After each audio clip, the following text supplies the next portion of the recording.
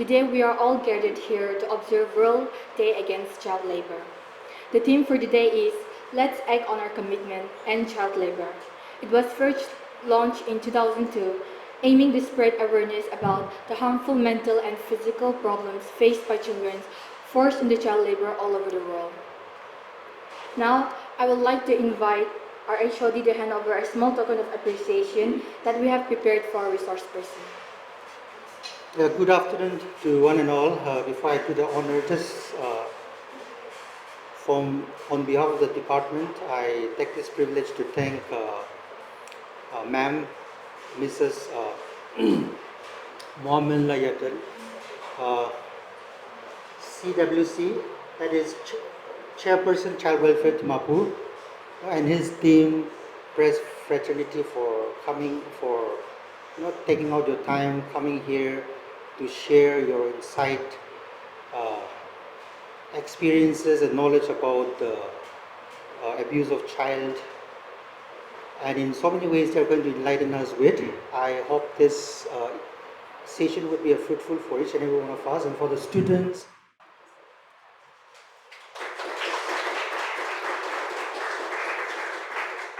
Yeah, as our chairperson has already mentioned that in 2002, the International Labour Organization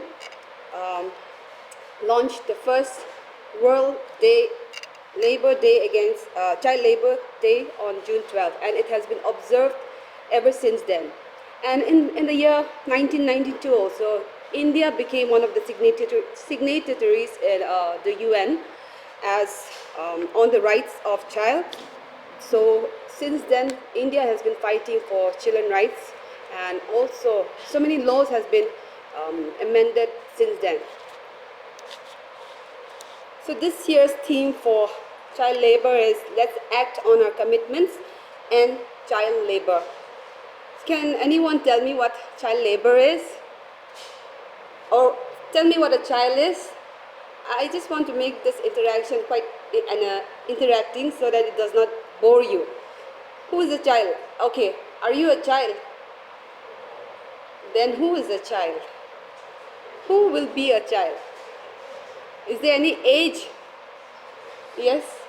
Age would be? Anyone? Below 18. Okay, fine. Alright, and your group is? You'll be called as an adult? Yeah? 11, 12? I'm sorry, 20s, so 19 to 20s, right? Yeah, okay. Better, because you'll have a brighter understanding of what child labor is all about. Okay, as we dwell on the theme, and child labor, which also emphasizes on the need for a collective effort to end child labor. So we also want to focus on the collective effort, not only from the organization, but also from different angles that can be like the civil societies, or the students, or various NGOs and government employees can also work individually to cater to this problem.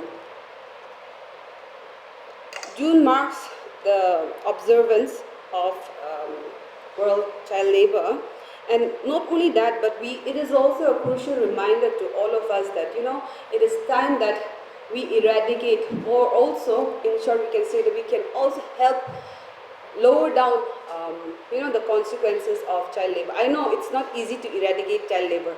Even if you keep on giving awareness year after year, it's never going to end. And do you know why? Do you know why it's still persisting in our society? Even though there's so many laws that has been, initiated by the government, do you know why it is still being, child labor is still prevalent in so many parts of the country? One of the form of child labor can be, yes, economic students. Any kind of child labor. Give me one example. Let's see how smart you are. Or I may ask this lot, okay, this lot. Yes, one child labor, any kind of labor, that a child is indulged in. Yes, yes, first benchers. Yes, domestic. Okay, fine. Yeah. In Nagaland perspective, it will be more or less domestic. Okay, thank you. Yes. most of you might be wanting to build your own startups, right? So these days it's called startups. You have your own startup where you generate your own income. Okay, very good. I mean, you guys are privileged, I should say, that you have this opportunity right now, and then you have good colleges that are providing you with that course and with that, with all the amenities that you have right now. Please make use of it, so you do it. And you have the internet, the most powerful tool in your hand, that is the internet, where you learn by your own entrepreneurial skills and all those skills that you want. It is there. So how can you, as a person, stop this? At least not cannot. It's impossible to eradicate child labor, but how can you help the society to decrease the number of child labor as an economic student in the long run? How will you do that? By yes, by what can you do in the long run? Maybe set up something in the rural areas, right? Most problem arises in the villages, okay, where there is no proper education, where there is poverty, people living in poverty. And that's why parents have to send their children to the main cities, either to work as a domestic helper, or maybe say there are factories who are employing children, okay, juveniles. Now let me get back to the word juveniles. So the word here, over here, as you can see, child welfare committee, most of you must be wondering what that is. But before that, I'm sure all of you know what child line is, right? Yeah? All of you, right? Hand? Otherwise, I'll give you a brief introduction. If you know what child line is, please raise your hand. Hand? Hand? Okay, Alo, can you just in one line, Alo?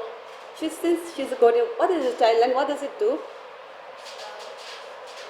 a helpline number that is service for children in need of care and attention. So it runs 24/7 and it reaches out to people below the age of 18 years. Okay, thank you, Alok. So that is what they do. 24/7. Any time of the day, they are ready to take your call. If you find any child below the age of 18 years facing any kind of difficulty or working under any hazardous condition, or is being sexually abused, or is being, mentally tortured also, sexually, not only sexually, but mentally, physically, emotionally tortured, then you have the right to give the distress call 1098, and the child line will receive that call, okay? And that's how they respond. And child welfare committee here, we are a bench of magistrates, okay? Every district has 5 members, and I'm one of them from Dimapur district. We help in disposing cases. Now they bring the children to us, okay? And we have the final decision making power to dispose of cases related with children under the age of 18 years old. Okay, now I hope now you know what child welfare committee is all about, right? So we work hand to hand. It's not like, okay, now that I'm here, you don't need the child line. It's not like that. With the labor department also, we work hand in hand. With the police also, we work hand in hand. With child line also, we work hand in hand, so that we make our place, our society, a place of safety for children who are in need of care and protection. So in short, that is what CWC is all about. And once we take the children, we just don't leave them like that, okay? What we do is rehabilitate them there, okay? Means like give them a place where they can stay, a safe home, safe atmosphere where they can grow emotionally, spiritually, or if we think that this child needs some counseling, also we give counseling. And if we think that this or that child needs wants to do some training also, we do that. And that is the whole structure of what child welfare is all about. We take care of every child's welfare until they attain the age of 18 years, okay? You have to know it, because everyone has your right, okay? And you need to practice your right as an adult also. And I'm sure all of you must be having your siblings, small ones, younger ones, 18, 15, 16, 1, 2 years. So if you know your right, wherever you go in the world or wherever you go outside of India, you will know that if, outside of Nagaland, if you go outside, if somebody harasses you, you will know your right. You will have to stand for your right. And when you know that you can stand for your right, that nobody will be able to put you down, okay? So please, students, know your rights. We grew up without knowing our rights, okay? Now we have so many rights to education. Every child needs to be educated, okay? And there's a right for everything. Right to liberty, right to the way you speak also. And even for women, especially for women, there's nothing stopping you from chasing your dreams, okay? So, so many rights that you have to know, but which I will not dwell on it, but in gist, I'm letting you know that we are here for the need and protection, and we work with the labor department, the child line, the police, to make this place a safer zone. Let me give you a recent example, okay? In the year 2023, that was I think November 30 or 31, where we received an intercept from the police, RPF, saying that 30 children from Mon, right? Huh? Jan 31st, right? That was New Year's Eve. So we had to work on New Year's Eve. Okay, just imagine. At night, she called me up 11 o'clock, not 12, 10, right? Around about that time. 30 children, youths from Tobu Mon area, that they were traveling, they were in the railway station. You know, they were stuck in the railway station, and we got a call and we had to run. So all those 30 youths were gathered there in the train station, okay? And after intervention, it was a big number, okay?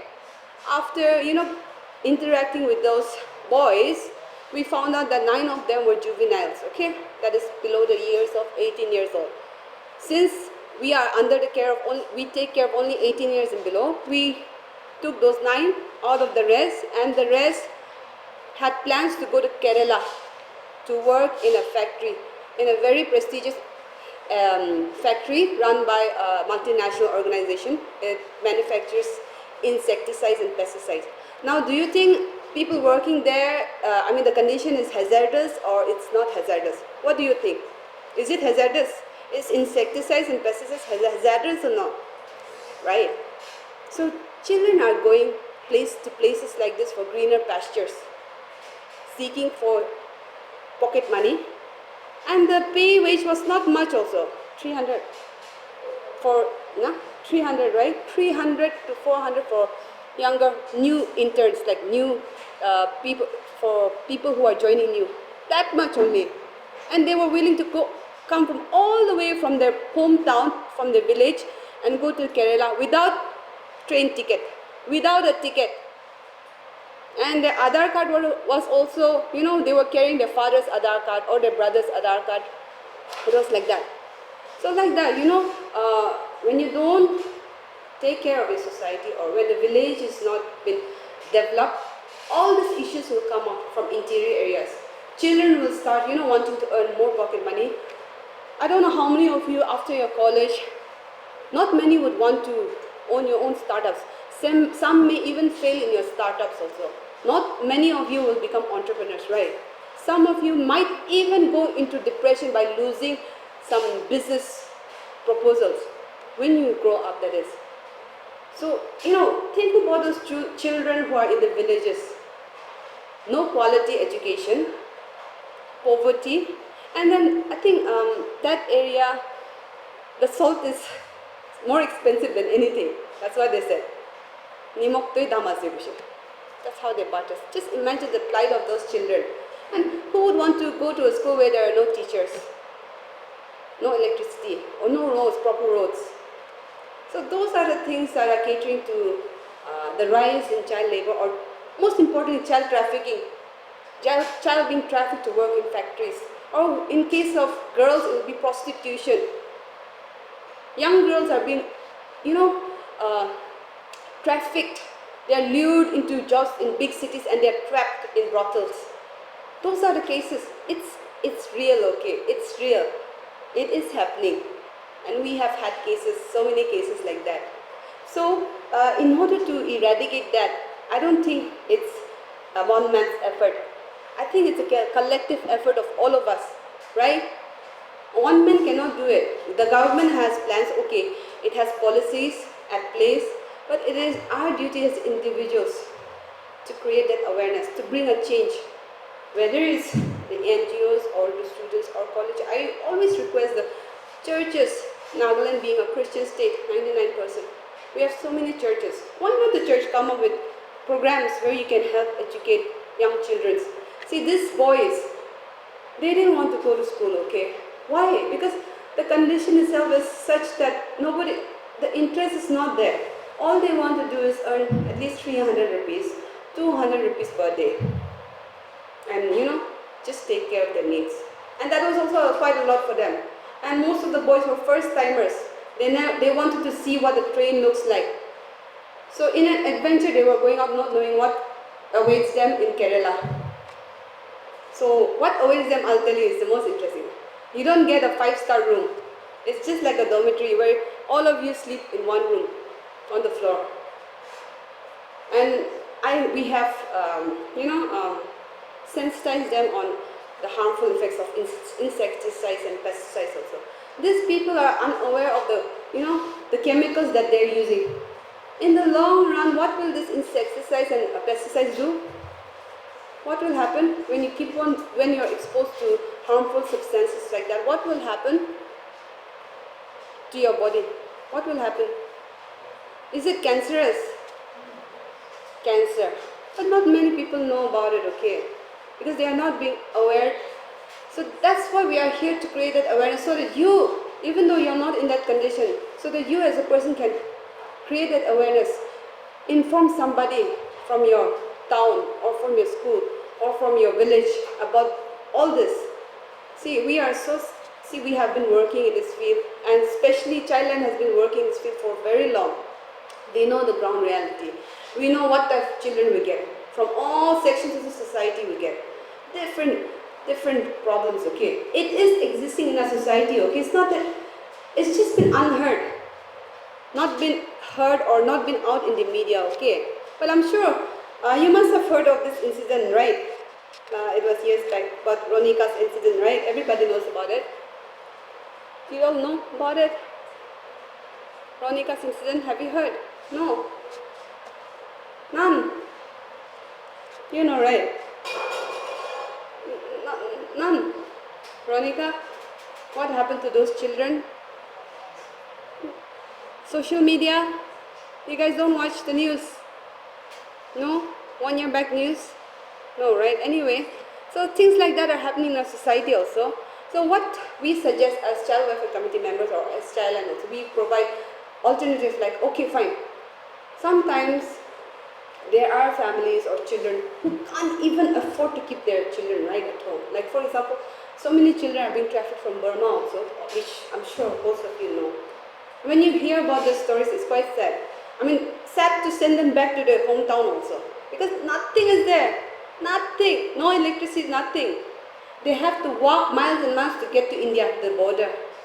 And of course it becomes an international issue, but then, so for some children like that, what we can suggest is that there are proper guidelines which you have to follow when you grow up, or somebody has to follow. If you want to keep a child, we have a label called, a certain title called fit person or a foster parent, which we can help you.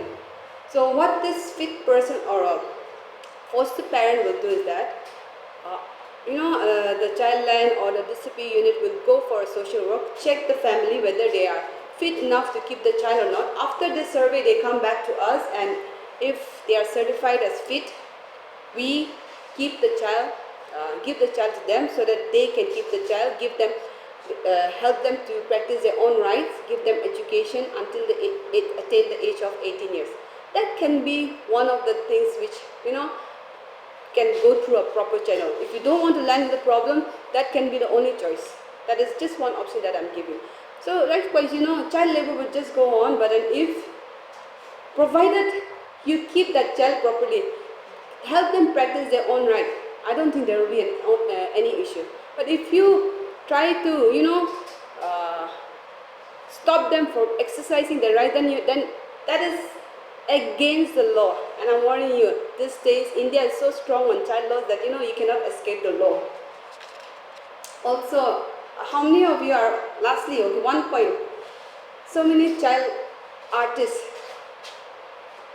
content creators, Nagaland is also on the rise, child content creators. But certain law, the labor department itself says, and there has been a research by CRY, okay, that you cannot allow a child artist to work for 12 hours. But most children in the industry are working 12 hours non-stop. There has to be breaks.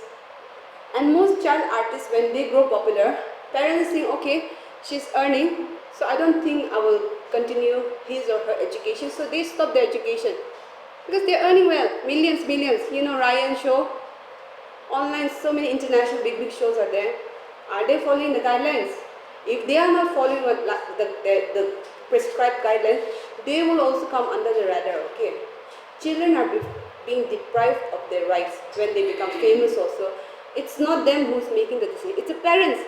Go, become famous, right? Do this, do that, dance like this, you'll become famous, millions of views, Instagram feeds, Instagram promotion, all this you'll get, sponsorship, payments. So, you know, like parents are the ones behind it, making their child superstars, not knowing that, you know, you're diminishing their rights, you're stopping them from exercising their rights.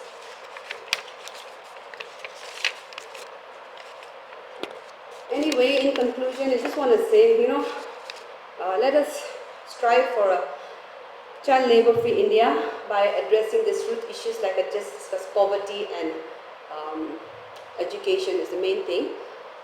And also advocating for policy changes and empowering children, not only in education but giving them skill. Okay, focus on the interior areas because that's where the major chunk of the problem comes from. Okay, main cities you will hardly find any people, you know, being a laborer at home. But in the interior areas, parents would bring their children and then keep it in some, you know, their some homes which may not be healthy for them, and not only healthy, but sometimes, you know, the child also get abused, also sexually abused. Anyway, we are here. We are all here to help you all. If you face any issues like that, we are there to help the children, rehabilitate the children, and also, you know, help them reintegrate in the society as a better human being. Okay, so please do remember there is a body. We are there to help you guys. There is a channel. Okay, I mean, you have to go to a proper channel if you want things to be done. So this is the proper channel, and I'm, you know, mentioning it again and again so that it gets into your system. So let's fight this child labor together. And I'm also so happy to know that some of you has already signed the slogan over there, no? Outside. So I'm happy that you have signed the slogan of ending child labor.